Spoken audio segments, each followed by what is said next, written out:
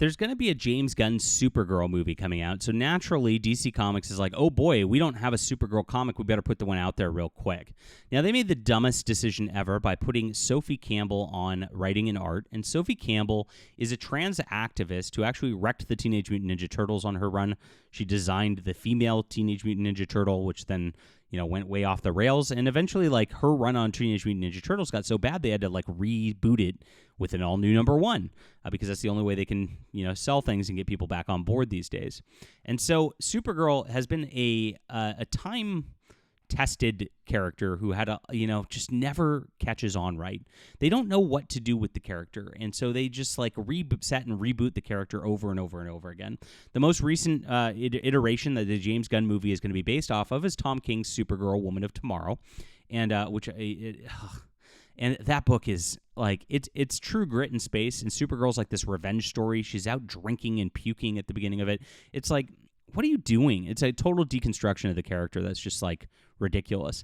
After that, they did one special with Mariko Tamaki, another one of those activists out there in comics, who, like, had her sit there, like, thinking she had imposter syndrome and fretting about it for a full issue. It was so painful to read.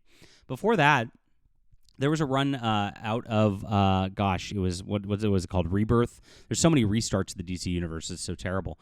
And they reset the character. They made her a little more kiddie than she was before, because she was originally kind of the kid cousin in the 1960s or whenever the Silver Age stuff was coming out with Supergirl.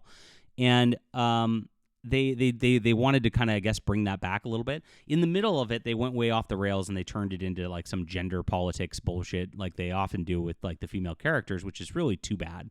And there was Supergirl's non-binary friend was a big thing, and it never really recovered. And so it got canceled. In fact, the last few issues were not even printed. They just had them digital only. They came out in a trade paperback. I mean, that's how poor the sales were. They didn't want to waste the paper on it. And that's really the legacy of Supergirl. Before that, we had a pretty long run from the New 52. It started out good, and this was a new Supergirl coming to Earth again, and it was rebooted pretty well. It was done by a guy named Mike Johnson, and Mahmoud Asrar did the art, and it was a solid start. But again, like, they just couldn't keep a creative team on it, and it just changed tone every, like, 5 issues. And it was like, sometimes she's a high school student, sometimes she's like it was just way all over the map. And that's been the main problem. Like, Supergirl's just way all over the map, and you just can't just keep her consistent. Before that was Michael Turner's. They call that the jailbait Supergirl years, because he drew her very provocatively. And before that, Supergirl wasn't even the same character. It was like this, like, Matrix person. And so, like, there's really no iconic Supergirl, and that's mainly the problem. So they're trying to recreate that by restarting it again and remaking it again, and that's exactly what this new issue is doing. And of course, the shills love it. And I'm gonna say, I'll tell you exactly what I think about this new issue and where they think they're going with it in just a moment. Please hit the like and subscribe button. I am a comic book writer, an independent comic book writer myself, my friends. I have a great, honestly, like, I got frustrated with what they were doing with Supergirl and Batgirl this entire time. And this was the onus in my writing this book right here, Flying Sparks. And so Metagirl is kind of like a Supergirl, Batgirl mashup sort of character with her own deal. And she is dating a villain under her secret identity, doesn't know it, of course. And they are, like, starting to run into each other in their nightlife, and it's like, there's something suspicious going on. Pretty cool concept I came up with here. Very consistent. The characters progress, and, like, the storyline really just, like, builds and closes off. Like, and that's something that a lot of modern comics don't do. So you can get the first volume on my newsletter. It's in the description below. If you like comics, if you like Supergirl, if you like Batgirl, I really think you're going to love this. I think I did it right. And I think you'll enjoy it. So start here. Sign up in the description below. I have 9 graphic novels in development. I'm doing a lot on indie comics that a lot of people in these spaces don't do. And yes, you're going to enjoy being here. Thank you guys so much for supporting us, making us, we're now over 7,500 strong on the newsletter, which I appreciate. That's catching up to my my sub count here. Pretty good. And yes, great comics. And if you want to continue, if you've read that, Flying Sparks Volume 1, all of them are available. They're available digitally here. And like I said, this story, like, I mean, there's a reason the Hugo Award-nominated magazine said it was the best superhero story of the last decade. It's so good. I really am excited for you guys to read. Thanks so much. So this is less good. And this is the new Supergirl. You can see AIPT here. They're like a shill comic book website. And they just say how great it is. and etc. And like it opens up okay. Like there's nothing wrong with this. Like I said, they're kind of bringing back that kiddie Supergirl vibe. But they really, again, shift tones and the like. And so she's in Argo City doing something, or I'm sorry, in the Candor deal. And there's like this like female shark thing that she's dealing with. Crypto's with her. She goes back to her little like hideout and the like. And the problem is there's no stakes. It's just like, okay, here she is. So this is meant to be, I guess, a kiddie kind of thing. I don't know that it's branded that way. I mean, if you look at the covers and all that, it doesn't look like a kiddie kind of thing. It looks like a serious book and whatnot for adults or whatnot. So I think, again, they're just running into they don't know what tone they're going to take or where they're going to go with this. Now, what I liked about this, like I said, there wasn't really anything like super offensive about it. The art's okay. I don't think this art's like great. I don't think it's bad. I think it's fine for Supergirl. I don't mind the design. I don't think there's any problem with that. The beginning of it, though, is just like, it just reads like, here's Supergirl. She was doing an act and there was no danger to it. And so we're just kind of showing you that Supergirl's super. She has a moment where she does the whole, like, I'm living in Kal-El's shadow, which is like, that's a trope that's been done way too many times before. Like, if she, Supergirl shouldn't worry about that, to be honest. She should be super. And that's my opinion as the character. And that's having her always have these crises of like, I can't do that. Am I really the real one? Always rings false to me when I see these kind of things. And so I get bored of it very, very quickly. And there's a lot to get bored with in this issue. As you can see, it breaks down into like this Archie style talking heads thing, which happens multiple times in the issue. There's like almost zero action in the issue. And so you see this, and it's like like she forgets, Sophie Campbell, that like, oh, I better put some action into it. There's a car that's going to hit this person. Like real quick, I better like remind people this is a superhero story. So she shows up, and the plot doesn't really start until about halfway through the issue.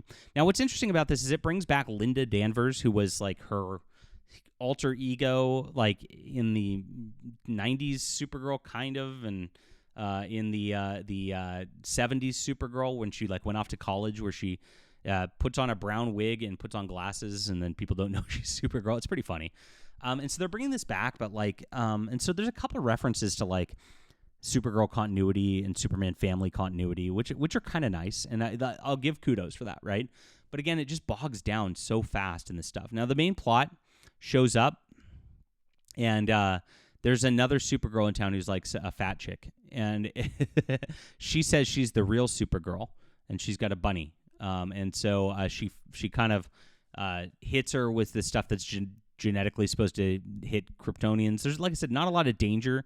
Kind of goes away. Supergirl kind of just goes away after this, and then that's it. And so this villain, like who's usurped her life, really is not a thing.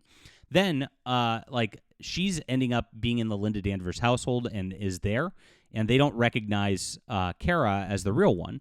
And so, and then it is to be continued. So there's not a lot to the first issue. There's not enough to hook you. There's really not a dangerous plot. Yes, there's a fake Supergirl out there, and with Sophie Campbell, this is pretty funny. I don't think this was intentional, but like, if you think about it, like you got the kind of like tall, ugly, weird, not attractive person pretending to be a girl and pretending to be Supergirl. This is like they always make a self-insert out of this. The transgender community always does this, and so this is probably some sort of like Freudian thing that Sophie Campbell is worried about his his life and it being usurped and it not being real and the like. Very, very interesting on that level from a psychoanalytical. You kind of write what you know, right? But it's very slow. It's very boring. The first half is very disjointed, doesn't really go anywhere. I mean, I see the setup here. At least there's like they're building something, I guess. But it's another reboot from scratch where you're kind of like she's doing her own thing from scratch again. That's different than the last 15 runs they did, where they just reset it from scratch again. And so the tone is just so much of a different shift. And this like Talking Heads Archie sort of like vibe is really ridiculous that I just don't think works very well and is boring. So not enough to latch onto. And again, what I see here is they're not having a clear direction on it. Now, AIPT goes, it's a 10 out of 10, right? Or 9.5 out of 10. What? I mean, it's so slow. and so little happening. Like this is so shilly, it's ridiculous. And they're only shilling because this is a transgender artist and writer. I think it's acceptable. I'd call it like a 6.5 out of 10. Like I said, I wasn't really like offended by it, but there just wasn't enough to latch on to in the first issue at all. And so, and it was disjointed and it was slow. The art's okay. But yeah, what I see out of this is not going to get a lot of comic fans in, despite the excellent reviews from the reviewers. And so because that's not going to get a lot of comic readers on it, it's going to get canceled fairly quickly. And, they're probably going to let it go at least a year just to try to get graphic novels out onto the Barnes & Noble bookshelves by the time the movie comes out next year. And that's going to be what they're going to try to do on this. But it doesn't match the Tom King thing whatsoever. So they're going to have another comic on the stands that doesn't match the movie, which is going to just fail again. So again, this is what they do with Supergirl. They just don't know what to do with the character. And unfortunately, they needed to give it to somebody who actually takes care of the character, takes care of continuity, builds Kara as a character from the ground up, and actually like tries to stay consistent on it and lets somebody stay on it for 5-10 years or something like that. Because there needs to be an iconic run for Supergirl at this point. And they're just never going to do it. It's very, very sad. So hopefully maybe I can license it out once DC Comics fails and do it myself. But right now, I've kind of got my own character that's done this already. And I'd urge you to check this out. This is my story in the description below. If you like my thoughts on writing and story, grab Flying Sparks. You're really going to love this, guys. Make sure to get on my newsletter, too, so you don't miss my future books. It's very important. You get Flying Sparks Volume 1 for free for doing this, too. It's in the description below. Thanks for supporting our channel. Hit the like and subscribe button. We'll be back soon.